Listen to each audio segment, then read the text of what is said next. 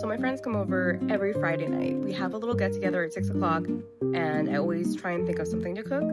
Well, I went back to one of my old favorites from Hawaii where you just take some griddles, you use butter, and you cook various meats and vegetables, and whatever you want, really. So like whatever's there that's gonna go bad, or like I get everything fresh, of course, at like the Korean grocery store and stuff. And then you dip it in a sauce and you eat it with rice. It's really simple. I've perfected this sauce recipe for like a decade, and now I have it to where I want it. So I'm gonna share it.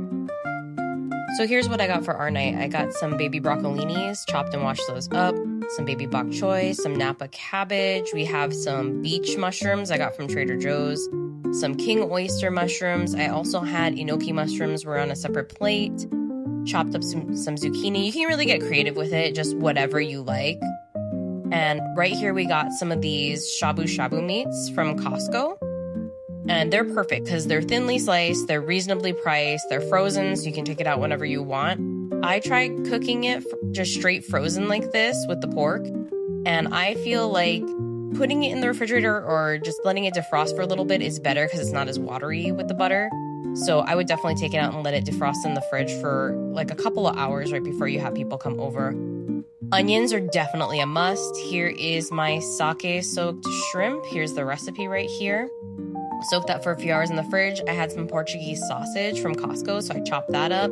So you can really do hot dogs, whatever you want. Here is my perfected sauce recipe.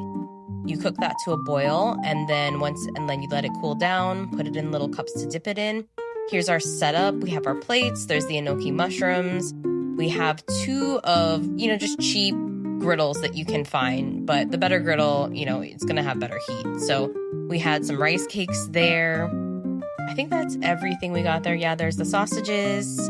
When you just start it up, kind of start placing everything and then start cranking the heat all the way up. We did it all the way up to 400 degrees. These are kind of like older griddles, but you want to get it hot enough that it's going to start really sizzling. Here's where we got it going. Everybody's picking out what they want, putting it on their plates. So you kind of communally cook. It's kind of like Korean BBQ in a way, but, super interactive at home. So we got all of the butter going. You definitely want to keep a well-buttered surface. And here I am showing you. You just dip the meat in the sauce. I like to tap it on my rice, and then you build your bite there and enjoy.